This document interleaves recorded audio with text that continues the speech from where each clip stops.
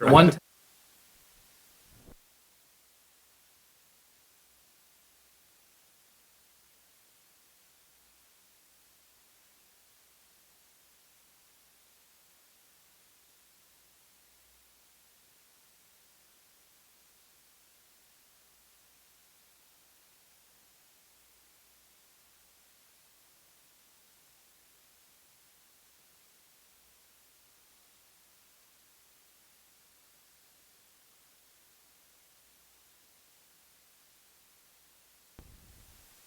Things to do with their time. Do we have a quorum? I don't know. That's the question. Well, now we have 1, 2, 3. I think 3 is a quorum. Great. Okay. 3. Oh, is it 3 o'clock? 304. It's 3:04. Okay, at 3:04 on September 10th, 11. 11th. Yeah, no, 9/11. unfortunate day. 2024. I call the meeting to order, the Investment Policy Advisory Committee. I never get to do that. Before we start the meeting and go through the agenda, I'd like to, is this on? Can you hear me? It wasn't on before. Okay. Before we start the business part of the meeting and the agenda, first of all, I would like to welcome our newest member, Jim Watson. He's replacing Brian O'Sullivan, who is also coming tonight. I thought it would be good to have the transition, and Brian's been such a good supportive member, and he's been here a long time, and he's moving over to the Finance Advisory Committee, so we're not losing him altogether, but he did a great job. Colin, I have not heard from him. He may be caught in traffic. I know school's back, and, we know how the traffic can be here on the Hill. And Ankur Desai, everybody, Jim, did you met Ankur? Yes. Another member, and here comes Colin. Great. Great. Brian's going to be a couple minutes late, so we'll just get started. I can see him walking down. Oh, okay. Well, then we'll just wait. Okay, perfect. All right, can we all scooch together here? We're going to be a little friendlier. Sure. Need an extra chair over here. Yeah. All right, so let's start. Thank you, Brian, I got your text. Tim, you're going to need to scooch over here. Brian, you get the new chair. Oh, you? Okay. So Jim and Brian know each other. They're both in the investment business, so they predate the committee. I'm sorry? Absolutely. Mr. Hayes will do the roll call. Committee member, newest member, James Watson. Committee member, Brian Sullivan.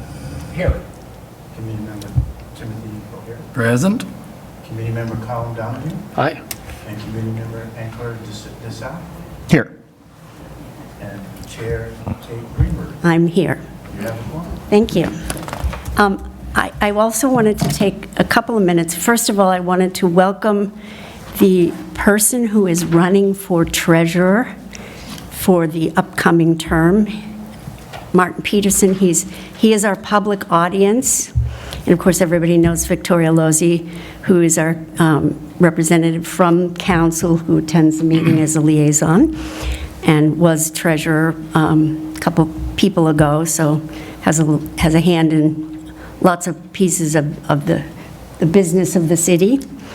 And, maybe for new members, as well as to refresh everybody, we could take a minute or less each to just give a little background about yourself, why you decided you'd be interested in doing this, and, your professional history that is relevant to the investment committee.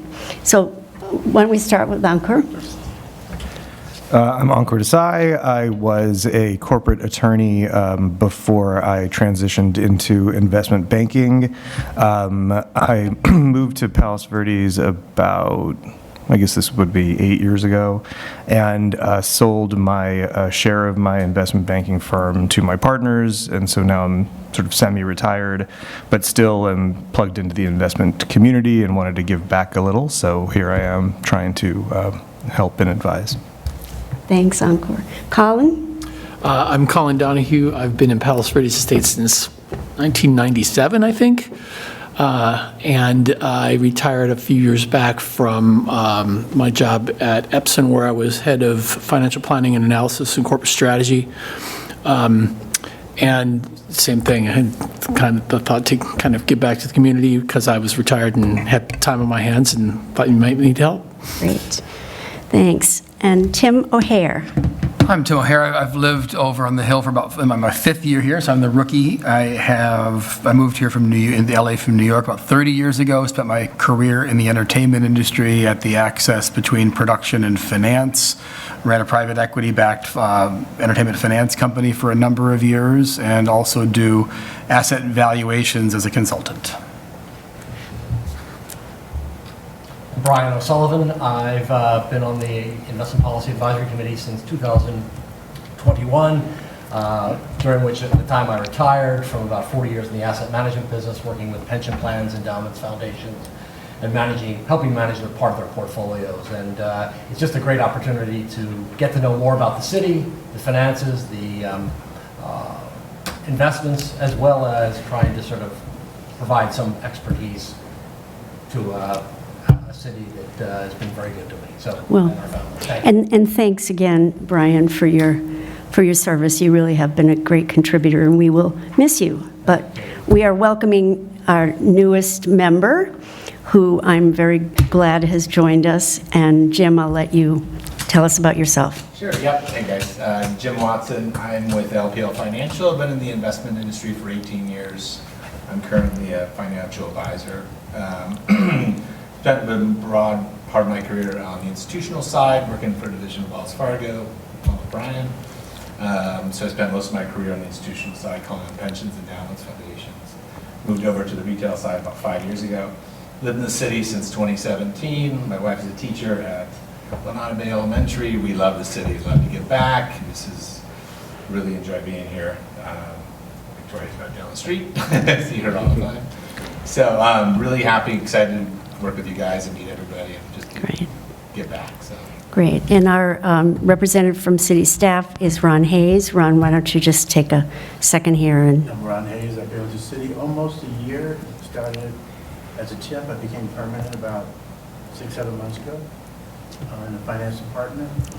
And I started in accounting, and I'm doing accounting. I love numbers. I count them at night. I'm happy to be here. Great. Well, Brian, I'm happy to give you a minute to tell us a little bit about yourself. Martin, excuse me. Martin and I met, Martin, excuse me. But Martin and I have met and had some initial chats because we wanted to make sure he got up to speed.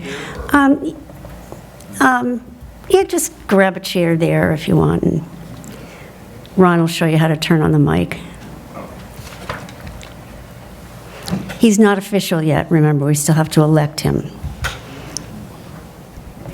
Hit it on the base of the microphone, right? Yeah. There. Hello? There you go. Exceptional backgrounds, very strong team. Very strong team. Yep. Very nice to meet you guys. So my background is not in finance. It's in technology. I'm retired now. I worked in technology for 50 years, let's say. And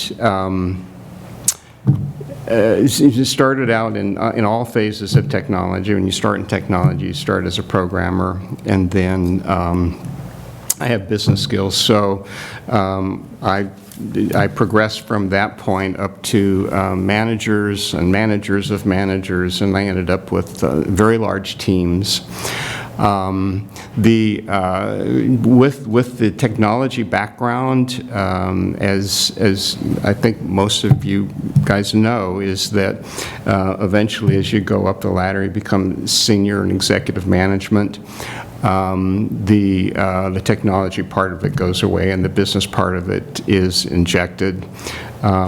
Where the financial part comes is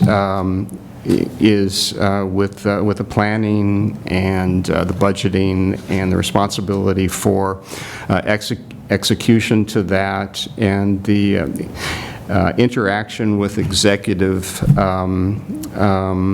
finance partners. And so I have a lot of experience in that regard that I think I can help with the team here. So there's other things that I'm able to help with.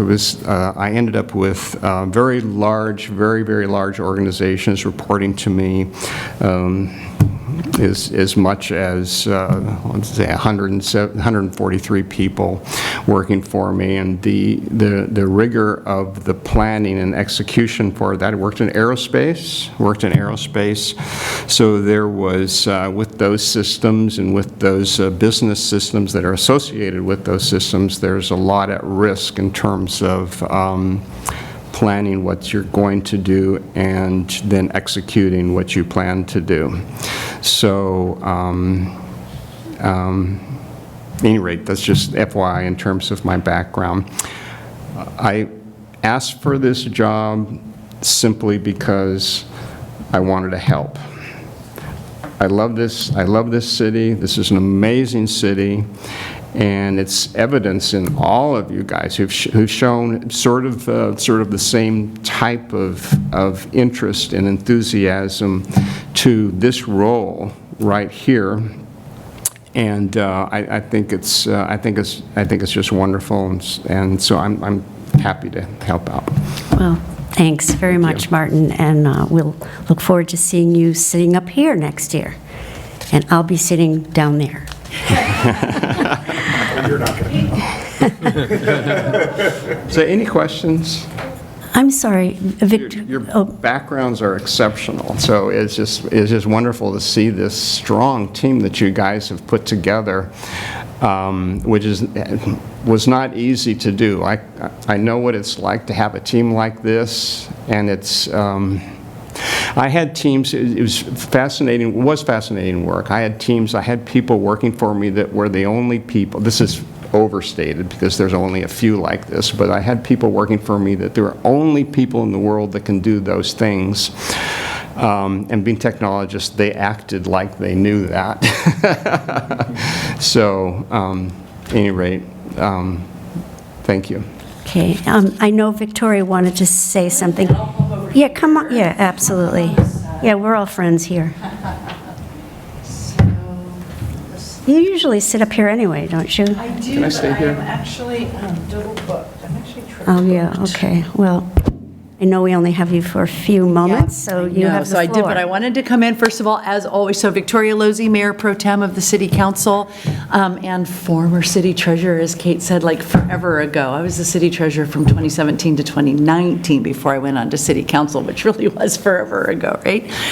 So first of all, I want to, of course, always, you guys, this whole side of the room has probably heard me say this, so this is really for Jim.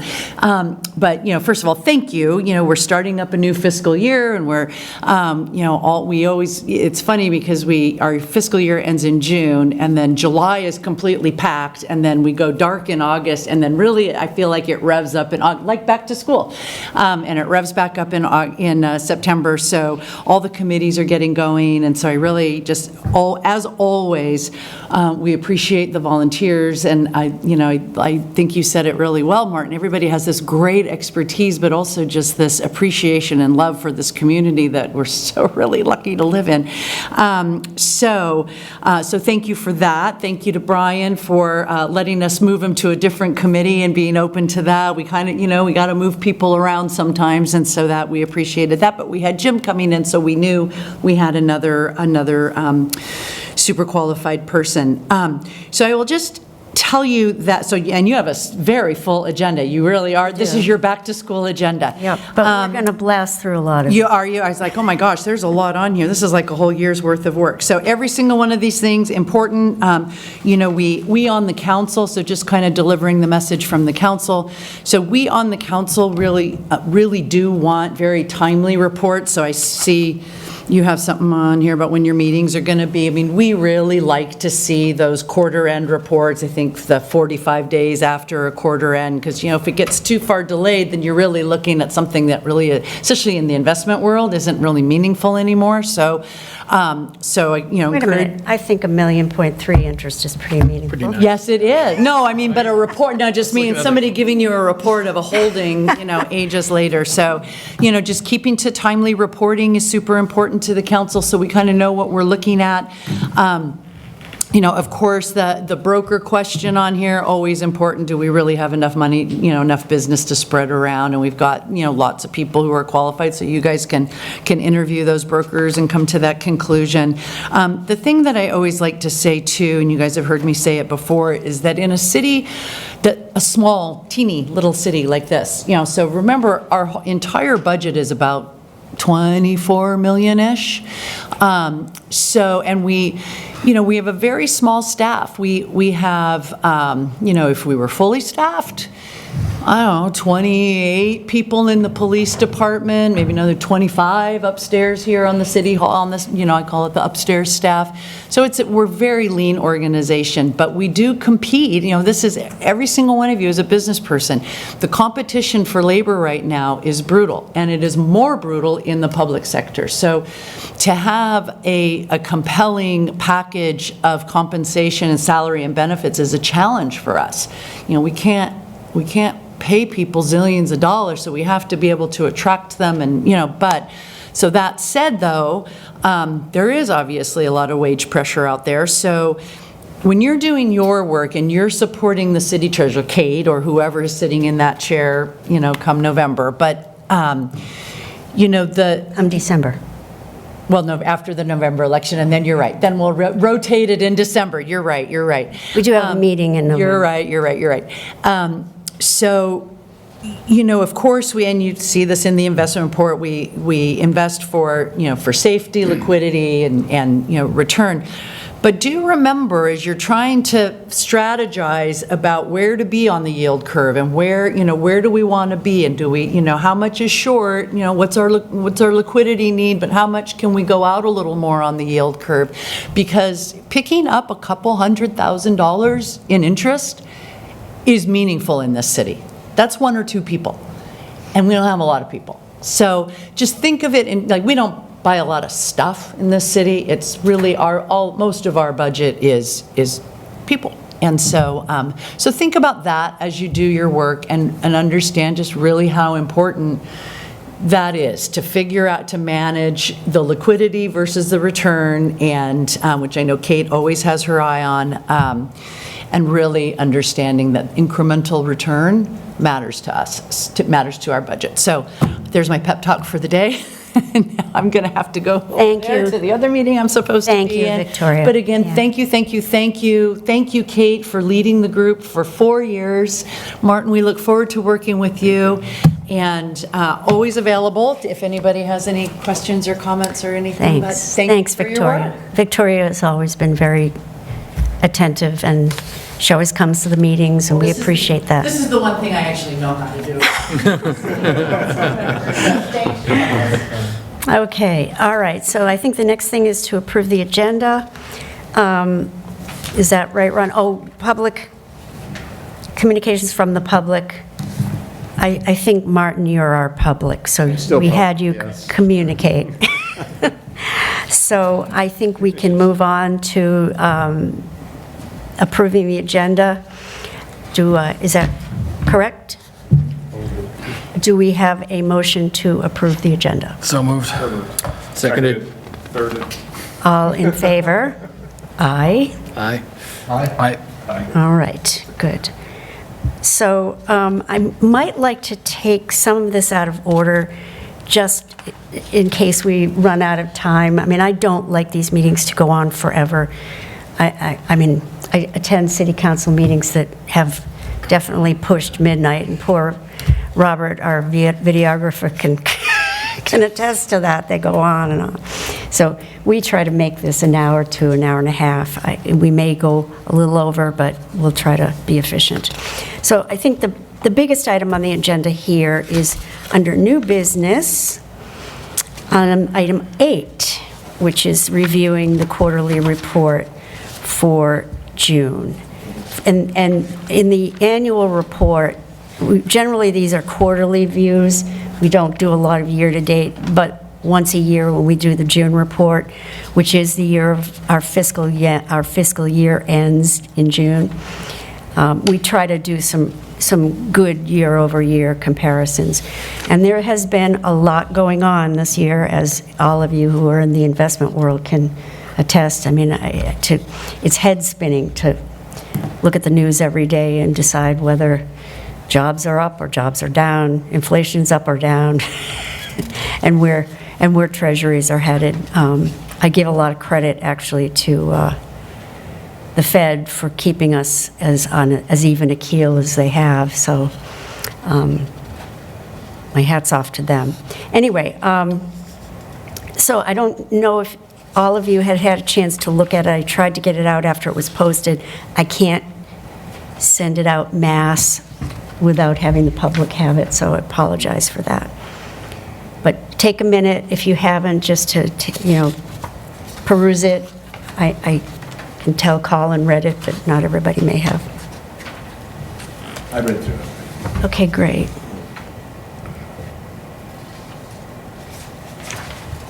What does the city bring in terms of like total tax revenue, I guess, from tax? That's a great question. Generally, we just kind of took a look at some draft financials, but our budget is really, this year it's about 26 million. We generally take in close to that. I mean, it's to keep what we call structurally balanced, which means our income exceeds our outflow. So we have this $40 million-ish number in what's in the portfolio we currently see. Well, this is kind of our savings account. The investments, the portfolio, we do move the interest income into the general fund where it is available for salaries and the expenditures of running the city. But this is on the balance sheet, and we have, it has increased every year, even though, surprisingly, we have 5-year, we'll talk a little bit about this later, but we have a buy and hold strategy, which means that we have things that it takes 5 years for them to roll off. And the investment policy requires that if we sell something, it really ought to be because we are out of money, out of cash otherwise, and there's no other place to get the money. So it's discouraged. Jim, just for your benefit, so the money that comes in is very lumpy. It comes in basically twice a year. Yeah. So you can, and it's not even every 6 months. It's like one of them's a 3-month gap and the other one's a 9-month gap.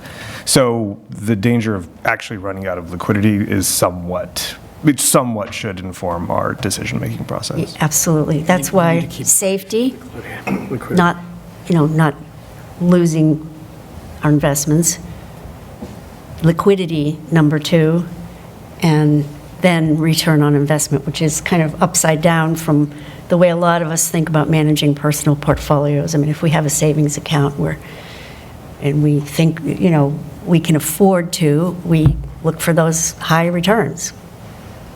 And that's not quite the perspective of the city, but yeah. And thanks, Ankur, I can tell you read the report, because we talk a little bit in it about the lumpiness of the cash flow. Plus, Victoria talked about limitations on staff. We have not had sufficient staff with enough man-hours and skill sets to do cash flow forecasts. That's been a challenge, and I think, Brian, that's something we should ask your team to try to help with. I was on the Finance Advisory Committee, and my background actually is not investing. I mean, I'm a CFO. That's what I did for a living. So I have a background a little more like Colin and Martin, but this is not sophisticated investing. Yeah. You know, we have 5 things we can invest in: treasuries, LAIF, and, you know, county fund and pooled funds, and the agencies, Freddie Mae, Fannie Mae, Freddie Mac, and a little bit of international exposure, but you know, it's very conservative kinds of investments. And our time horizon is 5 years, so we can't invest in anything longer than 5 years. By participating in LAIF and the county or other investment pools, we can participate a little bit in things with longer durations. They don't have quite the same limitations, but they have been approved under the California Code as, you know, investment vehicles that are eligible for our participation. So, okay. Any questions about the report? I think I want to, if not. Can I ask a transactional question? Absolutely. And I leave this to my investment colleagues here to take a look at too. As a layman, if you look at this, you see the percent increase in the the MTN category. Okay, it's significant. So the layman might take a look at that and say, well, look at this, it's gone up by a couple of $1 million. And if you go into the individual transactions, they're about $500,000 a piece, but they're all FHLMC. They're all the same. You have a series of transactions with the same organization. Obviously, it's certified. A lot of that, according to yeah. code. I would wonder if anyone had any comment if that represents any kind of lack of diversity or excess in a particular category. That's a question that I'm asking you guys. Me, or would anybody else like to, I mean, since I'm the person who did it, Exactly. I can speak to it. I mean, Category is limited by statute, right? not all of them. Most of them are not, there are, for example, the mutual funds. Remember, we ran into the issue where at the last report at the end of March, we came very close to that limit. Yeah. So I bled some of that off, but also March is our flush with cash month, and, you know, we need to put the money where it's going to give us a little bit of return. So a lot of it ended up in there. We didn't we didn't hit the limit, but we came close. The rest, medium-term notes was what Tim mentioned. Medium-term notes are non-governmental agencies. They're mostly public companies. So, you know, names, and they have to have very, very high credit ratings. You know, there are different credit agencies, and the ratings are slightly different, but they all have to be in the A bracket. So they have very high credit worthiness. The benefit in having corporates is we do get that diversification, both out of government controlled or government-sponsored investments, a little exposure to the general economy, and that's the primary reason that we do it. The reason that we've seen these increases, quite honestly, is when I inherited this, I had 50,000 CDs and a couple of agencies. And, but, you know, in all deference to my predecessors, that's when interest rates were like 1%. Mm-hmm. So the difference between, you know, a CD and a was kind of a who cares. I personally don't prefer investing in CDs, which are also kind of considered in the MTN category, because one, they have a $250,000 limit because of FDIC insurance. They don't want us investing in in something that, we don't have a pretty good guarantee of return. Everybody who remembers what happened with Silicon Valley Bank knows why it's probably not a good idea if you've got a lot of CDs out there to have anything over 250. And it gets time-consuming and difficult to manage positions where literally, things were maturing every other month, and we didn't have a sweep account like we do now. So when they matured, they'd just sit there. Now, if something matures and it doesn't seem like a perfect time to invest, or I'm on vacation, which I haven't been, it's earning money. And so there's not as much pressure on making sure you capture everything. It also is liquidity. We talked about liquidity earlier, and again, I have to attest in this report that we have enough to cover us for 6 months. Without cash flow forecasts, I really have to keep much of it in liquidity, and I think one of the things that most people would say is, gee, look at all the stuff you have that's liquid. Why don't you have more in the 5 and 4 and 3 year buckets?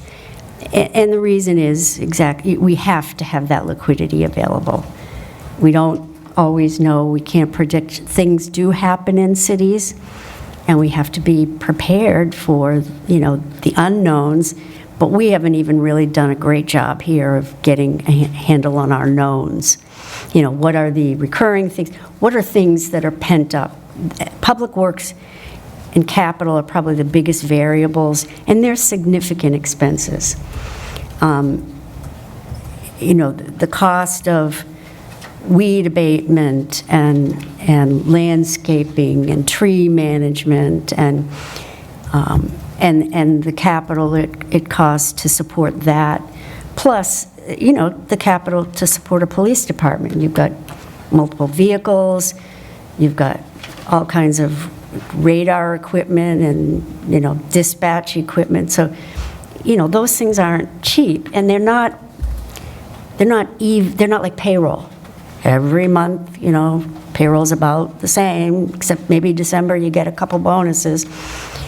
These expenses can be huge, and then they can be kind of go away. And that's where that's where the cash flow forecast becomes really important, and we just haven't gotten there yet. But to follow, my question is, of the MTNs, I see that we got them in financials, and some, the Bristol-Myers Squibb, some higher interest, I see some over 6.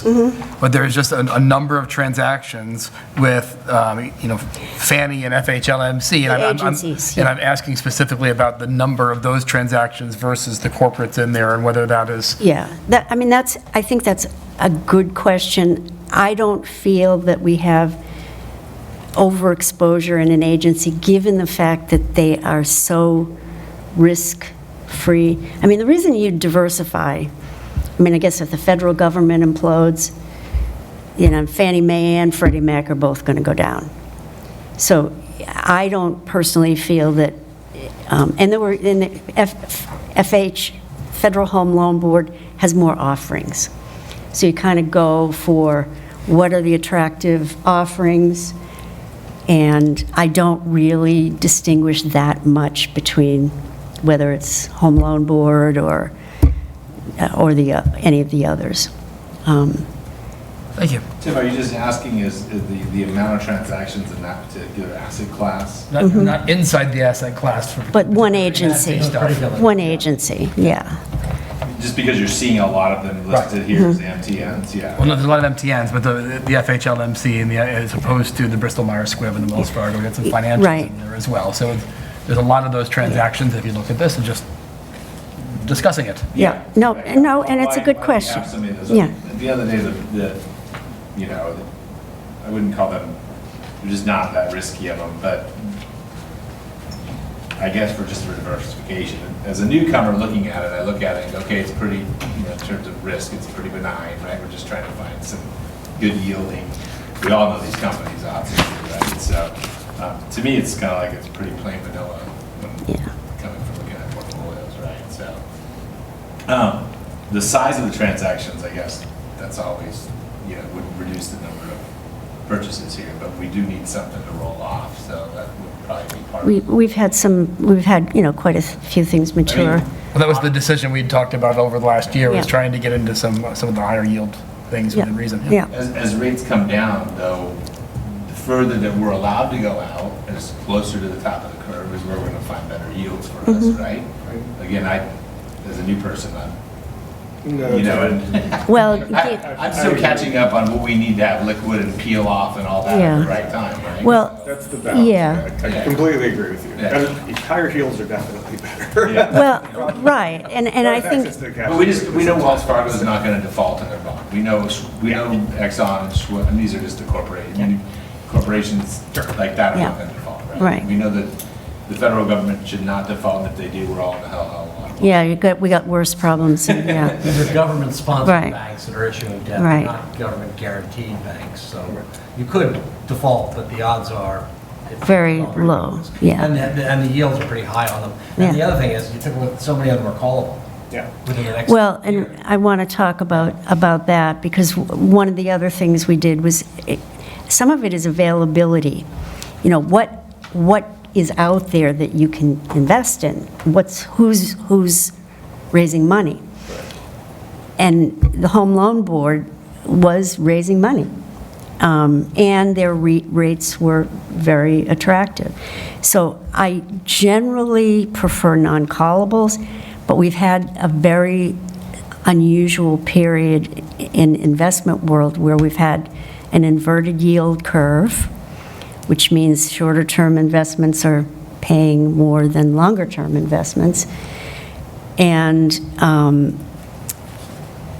there's an opportunity there, even if I know something is likely to be called, I also know that interest rates are ultimately going to go down. So if I can grab a 6% and the alternative is a bullet at 3, even if I can only keep that for a year or so, that's money in the bank, and when it, we'll see what happens when it comes due, when it matures or it gets called. But one of the things I'll talk about a little bit later, and don't let me forget, is we also, when we look at weighted average maturity, now that we do see a lot of callable positions, because that's what's been available too, is taking a look at what are likely to be called and how does that affect maturity. Again, because liquidity is such an important factor, I would worry a lot more about a lot of things tied up for 5 years that I may not be able to break loose if I had, if something happened. And we've had some situations in the city where there is concern. I mean, if we have a big fire in this city, holy moly. Sorry, this is just a kind of if there's a gain in a bond, or regardless, is the city taxed? No. So, No. so we're not taxable in anything. Right. Right, that's why when they are available, we love taxable municipal bonds. They are sometimes hard to come by, but another nice way to diversify, particularly if you go outside of California, is there are sometimes some nice offerings in the muni world. Because the interest rates have been higher this year, the availability of munis has gone down because cities don't want to issue bonds at high interest costs. So that has a lot to do with, the availability, and to some extent with the federal agencies too. It's a timing thing. If they can wait until the Fed makes their move down, maybe they can hold their breath and not issue new debt financing until, interest rates are lower. And Rates come down, you'll have less callable bonds. exactly. Exactly. I think one of the important words you're using over and over again for the people to know is availability plays heavily into this, what you're able to do and what you're able to acquire at any particular time. So Yeah, thanks, Tim. You're absolutely right, absolutely right. Okay, good discussion, guys. Question, Yes, sir. It's been advantageous over the past 2 years to have a lot of money in short term, less than 1 year. Yeah, with the lack of a cash flow forecast, it's tough. But do you still think we are still being too conservative in terms of the amount of assets we have, less than a year or overnight? Again, considering the fact that I have to say we've got 6 months' worth of money in the bank that's pretty liquid, in a $25 million budget, a half a year is about $12 million. So that, I mean, it's played into, the interest rate movements have, the inversion has played into our hand nicely, because the safety is an issue, but if you can make a return and, you know, and you still have that liquidity, you got two nice big check marks. But it looks like we have double that, though, because we have 21. Yeah, well, it's at one point, let's see, yeah, as of the end of June, yeah, we did have a lot of liquidity at the end of June. What's the liquidity like in the late fund? But when you say liquid, This is on page 4. but it's because, also, Brian, because not LAIF, but the county particularly was paying over 5%. Yeah, I know. I couldn't, and, Oh, I know. and our money market fund was paying over 5%. Short-term interest rates still being high. Yeah. It makes a lot of sense. Yeah. But given that you may start seeing a more normalization of yield curves, Yeah, it's starting already. There has been some moves toward uninversion. So, Martin, you'll have fun. There's going to be a whole new set of challenges. But the liquidity issue is one that I stay up nights worrying about that sometimes, especially when I understand from city council discussions. I used the term yesterday with my son, it's like, when you get a yield like that, you are being paid to be patient. So it's not, you don't have to rush into doing Yeah. something. Yeah. But it's something. Yeah.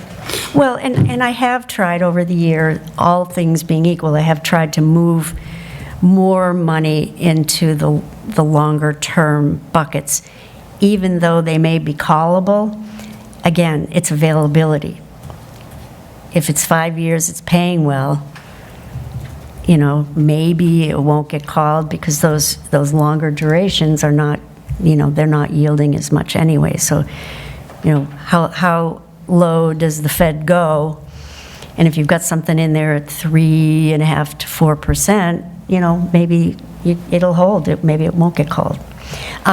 One of our brokers is going to, we'll talk about this later, but he's going to help with an analysis on likelihood of call. He has a form, you know, he has one of those little formulas that do likelihood of call, and one of the issues that Colin brought up is what would be the advantage of selling something at a loss in order to invest at a higher rate, and he has a break-even analysis there, so we'll talk about that later. Okay. Okay, so Brian, I think I see what you're talking about. You're talking about the pie chart on Yeah, four? yeah. So that just is less than 1 year. So I don't, like, is that immediately available? Is that, or should we? But I think if you should look we at- view those as the same thing? But I think if you look at the next page, you got 6. Which page? 4. You got almost 17 in LAIF, LA County, money market funds, and cash.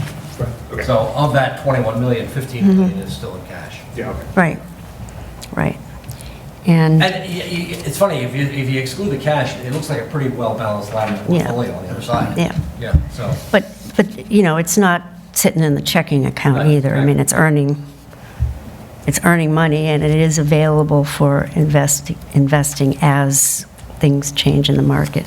I mean, I have to tell you, I would worry more about having not enough liquidity. Oh, I agree. And I've had council members call me to say, gee, you know, if you had to come up with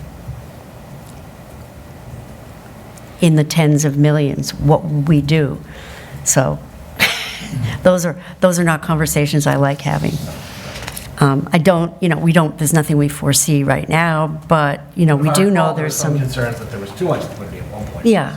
Said council members, but that flies in the Well, Interesting yeah, problem. exactly. We're eking out, I know she said 100,000 makes a difference, but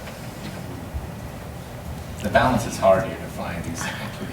Yeah. Yeah. Yeah. Right, so. Well, and in general, I mean, the sort of standard wisdom in municipal investing is you ladder things. And we've talked about that, you have 5 years, so you want to put 20% in 5 years and 20% in 4.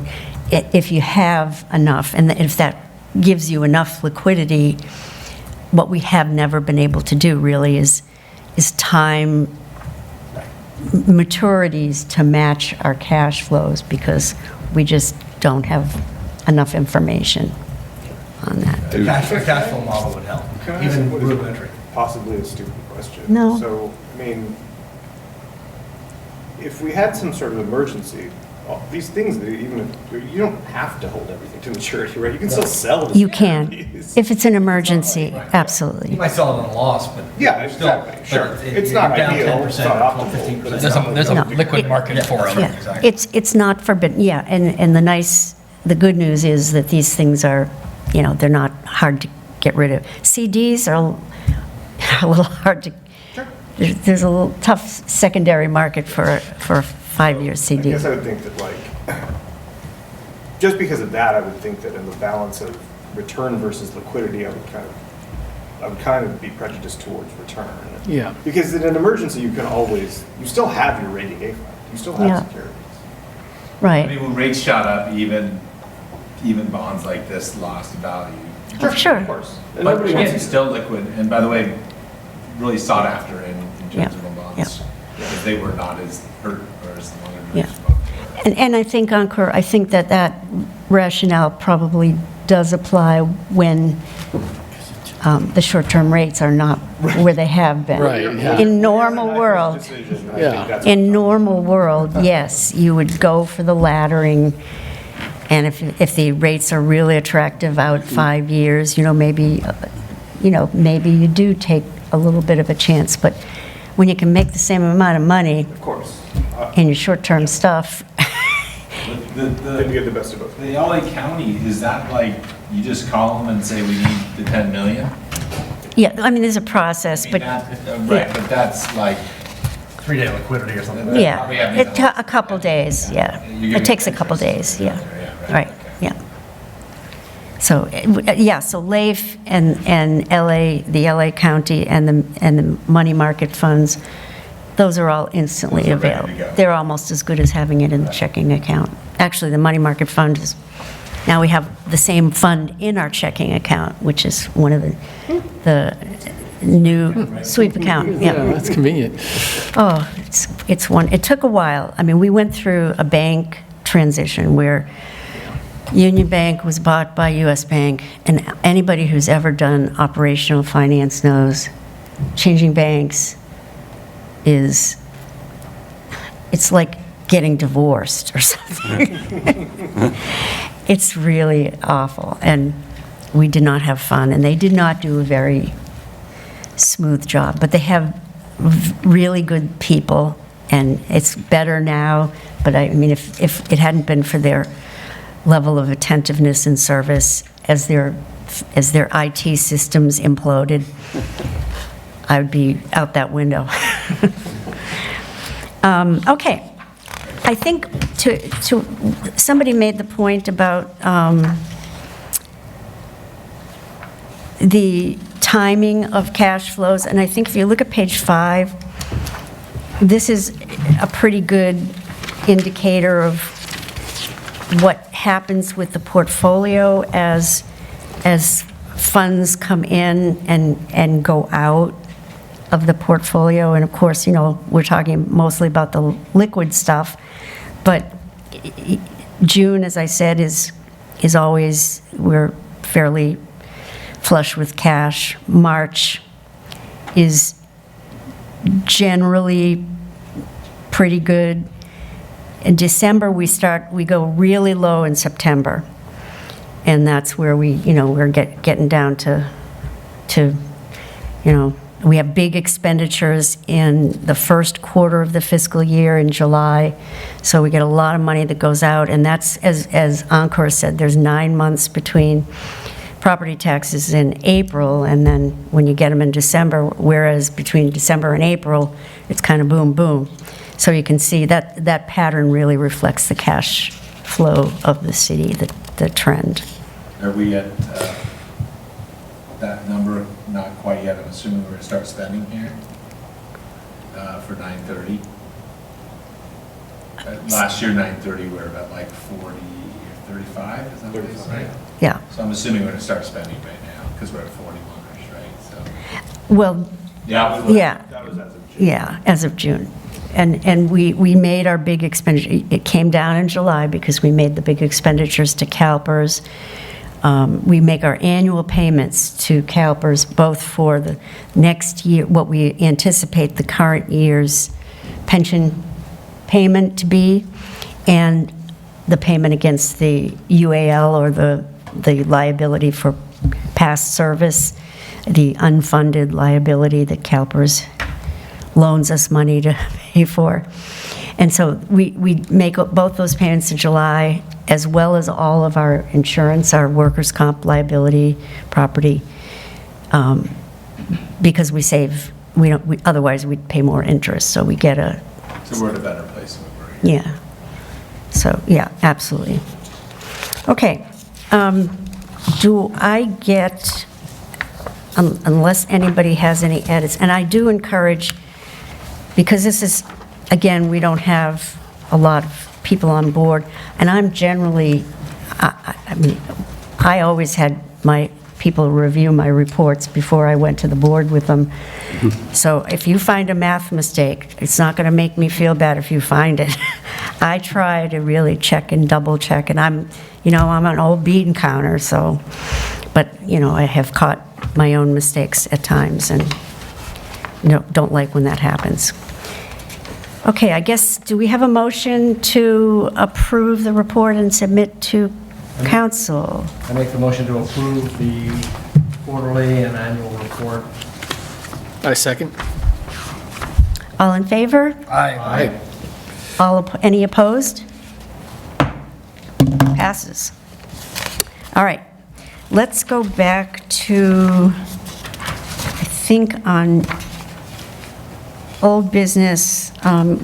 This was the item that I wanted to speak to because we had started to talk about it at the last meeting. I realized it wasn't on the agenda, and we had, apparently a little of it did get caught on the video, and we don't, because of the Brown Act, we need to make sure to be transparent.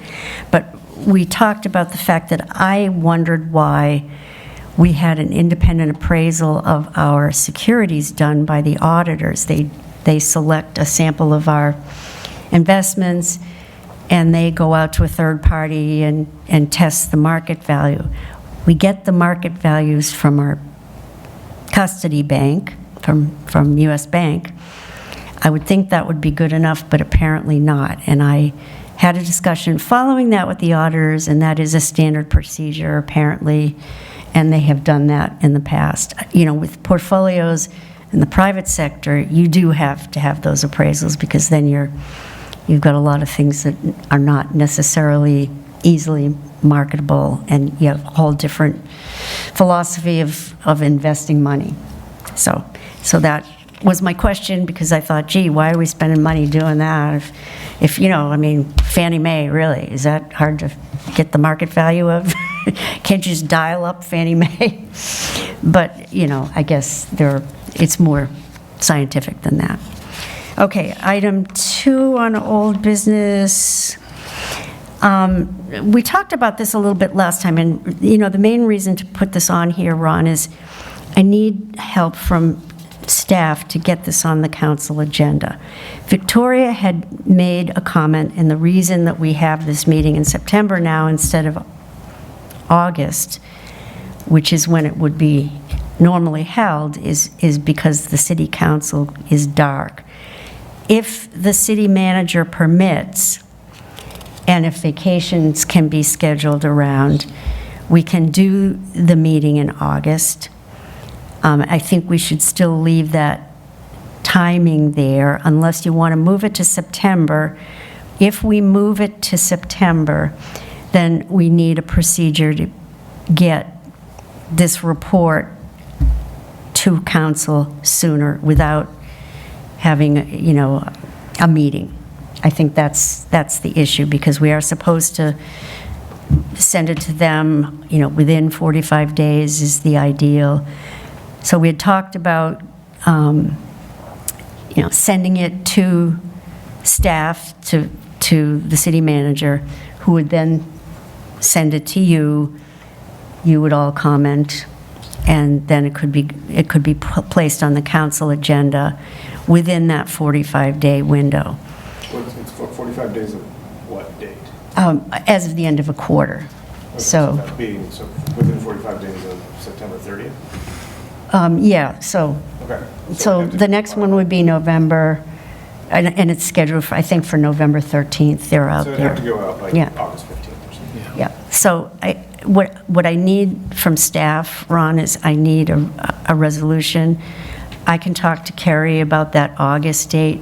It does turn out for this group that because people have children and kids are in school, college, whatever, that August tends to be a vacation month, and so we may want to have that third meeting of the calendar year scheduled in September, with the understanding that we use those alternative procedures to get it to all of you and to council within the time limit. So, I mean, can we approve the report by email